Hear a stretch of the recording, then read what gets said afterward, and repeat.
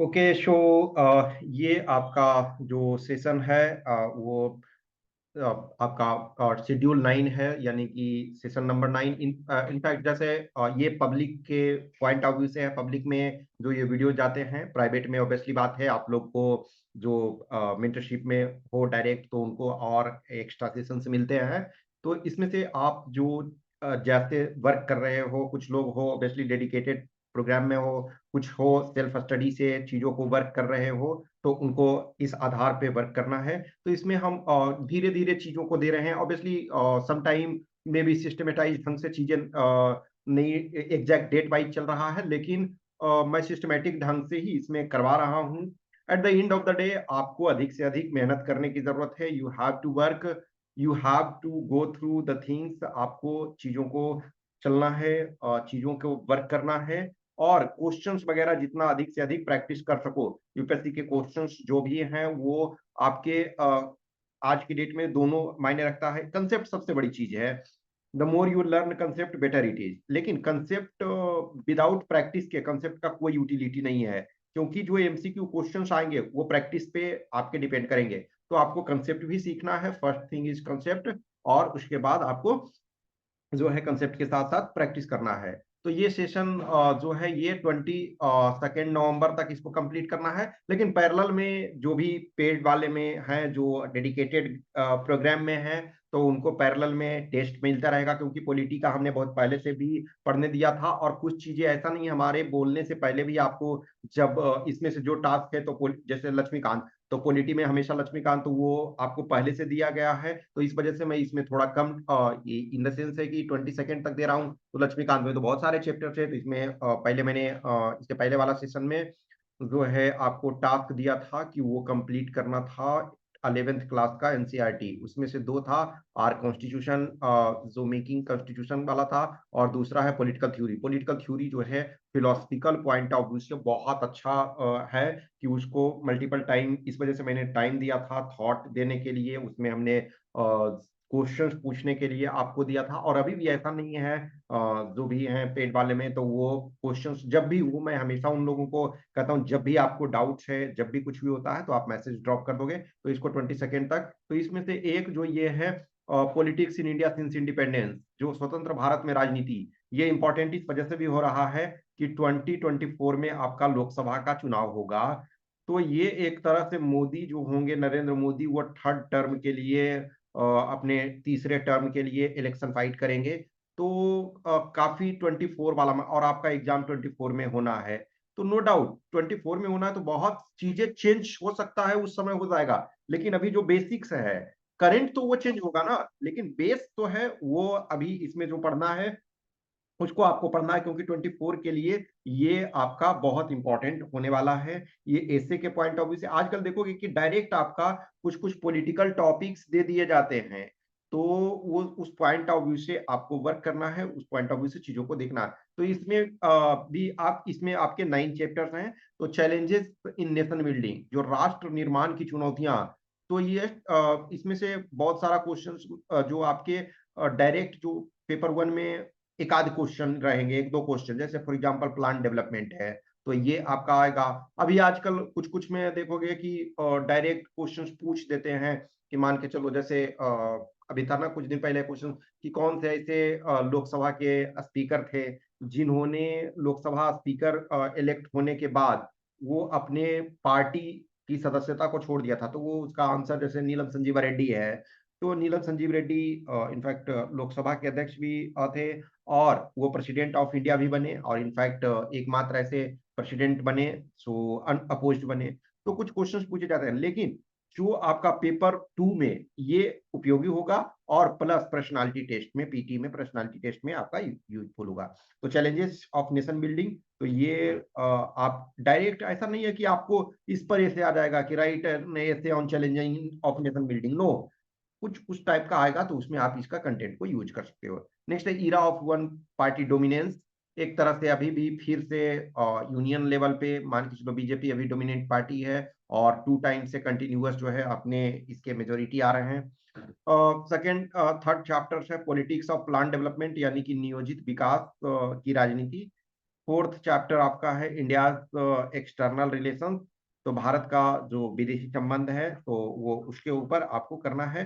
तो अभी देखो जैसे फॉर एग्जांपल इजराइल और हमास का जो चल रहा है, मोर देन 1 मंथ से आपका उस पर वहाँ प्रॉब्लम चल रहा है, गोलीबारी चल रहा है, मिसाइल रॉकेट लॉन्च किए जा रहे हैं। तो ये आपका कहीं ना कहीं जो कहते हैं ना कि टाइट रोप वॉकिंग जो है किसी भी कंट्री के लिए, तो एक्सटर्नल रिलेशन होता है। उसमें आप डायरेक्ट ये नहीं कह सकते हो कि हम आपके साथ हैं और हम आपके अपोजिशन में हैं।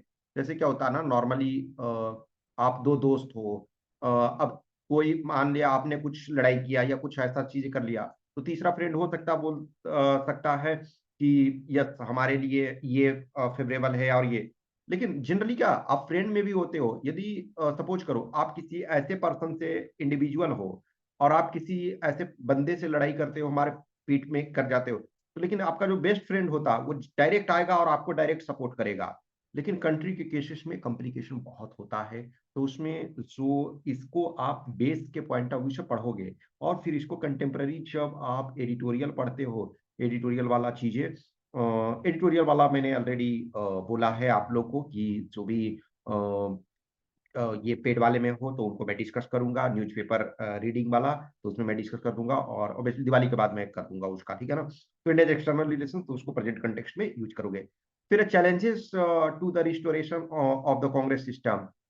तो कांग्रेस प्रणाली चुनौतियां और ये पुनर्स्थापना। तो चलो ये मतलब बहुत ज्यादा ये इंपॉर्टेंट इसका नहीं है, ठीक है ना।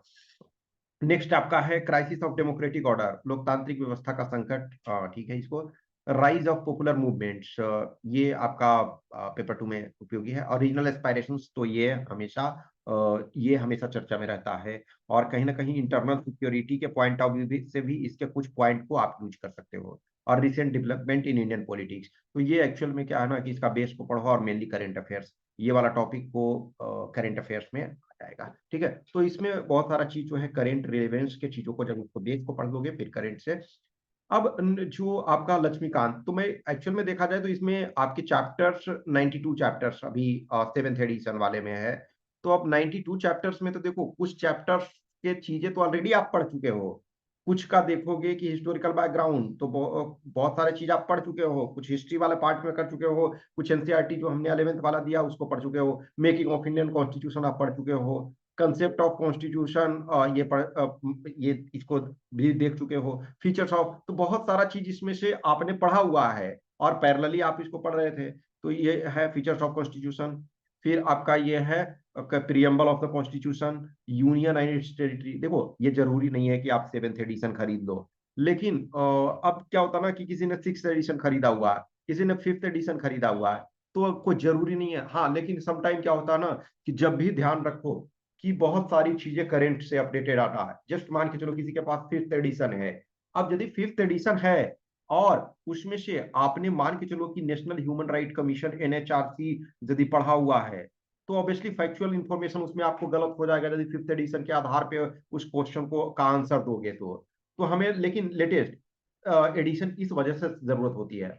बट अब क्या है, ये सब बुक्स सपोज है कॉस्टली, एक तरह से कॉस्टली अब इन द सेंस है कि हर के लिए अलग अलग है, कोई किसी के लिए ये, लेकिन आप एक्स्ट्रा बर्डन कैरी करना और ये, तो ठीक है। मतलब जो आपके पास 5th 6th जो एडिशन है, जिनको नया खरीदना है तो ऑब्वियसली बात है 7th एडिशन लेटेस्ट खरीदो, और जिनको मान के चलो कि जिनके पास है तो उसको रखो।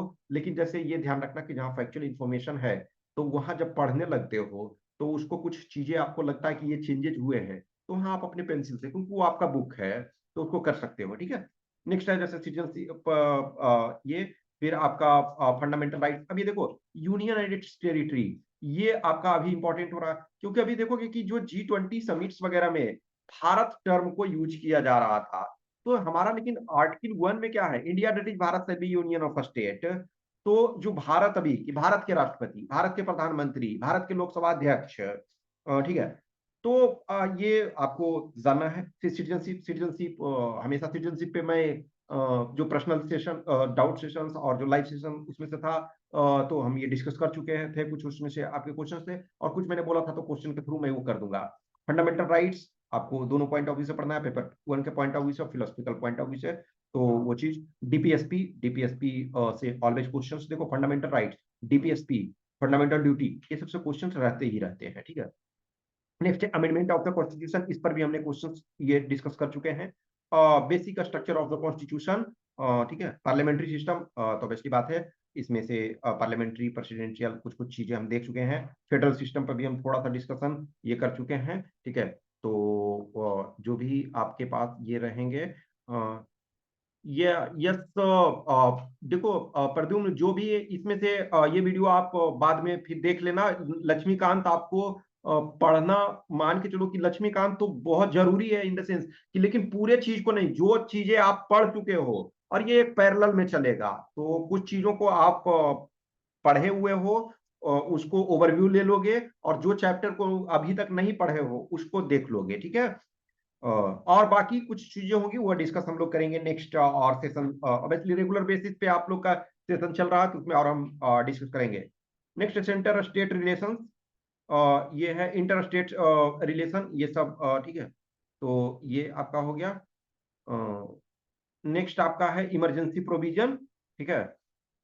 इमरजेंसी प्रोविजंस वगैरह भी, जैसे मान के चलो ना कि कुछ कुछ जगह पे कहीं ना कहीं क्राइसिस चलता रहता है, president of India, vice president, prime minister, ये सब देखो छोटे छोटे चैप्टर्स हैं, तो इसको देख लोगे। नेक्स्ट आपका फिर है central council of ministers, cabinet committee, parliament. Parliament देखो सबसे इंपॉर्टेंट चैप्टर है और बड़ा चैप्टर है, इससे भी क्वेश्चंस आते ही हैं। नेक्स्ट आपका parliamentary committee, Indian parliamentary group. अब ये सबको ना कि पूरा डिटेल में नहीं जाना है, छोटा छोटा चीज को, सुप्रीम कोर्ट को थोड़ा सही से पढ़ना है, जुडिशियल रिव्यू, जुडिशियल एक्टिविज्म, ये छोटे छोटे हैं। पीआईएल, ये आपको जरूरी है। गवर्नर, अब देखो जैसे प्रेसिडेंट को पढ़ लेते हो तो गवर्नर में थोड़े से चेंजेस आते हैं, फिर चीफ मिनिस्टर, प्राइम मिनिस्टर को पढ़ लेते हो तो फिर स्टेट काउंसिल ऑफ मिनिस्टर। जब यहाँ आप सेंट्रल काउंसिल ऑफ मिनिस्टर पढ़ लेते हो तो स्टेट काउंसिल ऑफ मिनिस्टर आपका हो जाता है। स्टेट लेजिस्लेचर, जब पार्लियामेंट को डिटेल पढ़ लिए हो तो उसमें सुप्रीम कोर्ट, जब हाई कोर्ट, सुप्रीम कोर्ट को सही से पढ़ लियो तो हाई कोर्ट आपका पढ़ना थोड़ा इजी हो जाता है।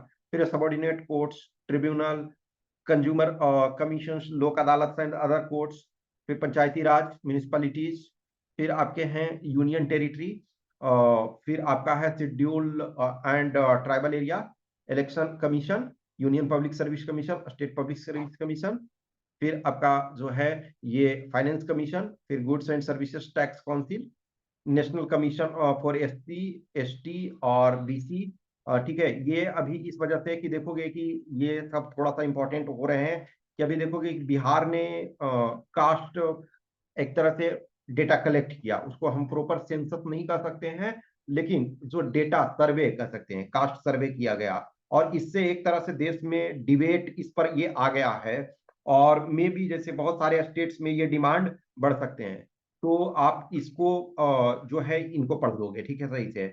Special officer for linguistic minority, ठीक है, मतलब इतना ज्यादा ये नहीं। सीएजी, सीएजी से भी क्वेश्चंस आपके पूछे जाते हैं। Attorney general, advocate general of states, generally जब सी ये अटॉर्नी जनरल पढ़ दोगे तो एडवोकेट जनरल वाला उसमें अपने आप में समझ में आता है। फिर कॉन्स्टिट्यूशनल प्रिस्क्रिप्शन, नीति आयोग, नीति आयोग से भी देखो, इकोनॉमी में भी आपको ये एक्चुअली मेनली इकोनॉमी में पूछा जा रहा है। फिर नेशनल ह्यूमन राइट्स कमीशन, देखो अब ये चीजें कुछ में जैसे चेंजेस वगैरह होते हैं तो अपडेटेड वाला में ठीक है, तो क्वेश्चन के थ्रू आपको क्वेश्चन जब मिलेंगे तो उसमें मिल जाएंगे।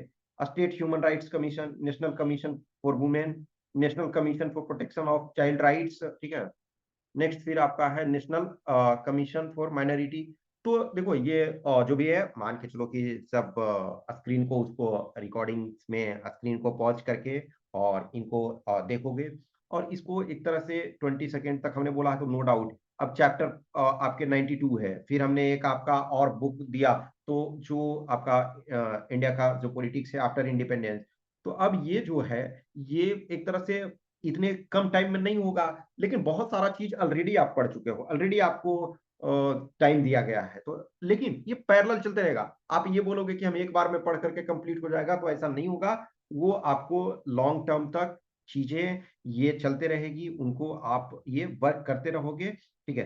तो इनको पढ़ो, इनके ऊपर वर्क करो, और क्वेश्चंस वगैरह जैसे जो प्रीवियस ईयर पेपर्स और मेंस, ये तो मेंस का इसमें मतलब नहीं है, ये मेंस का जो है ये civil services, UPSC civil services का, सीएससी का है, तो उसको आपको अभी करने की जरूरत नहीं है। लेकिन जो प्रीवियस ईयर में प्रीलिम्स वाला है उस पार्ट को देखोगे, तो इसको अभी ये करना है। और अभी मैं जो भी आपके क्वेश्चंस क्यूरी हैं वो मैं आपका ये लेता हूँ, ठीक है?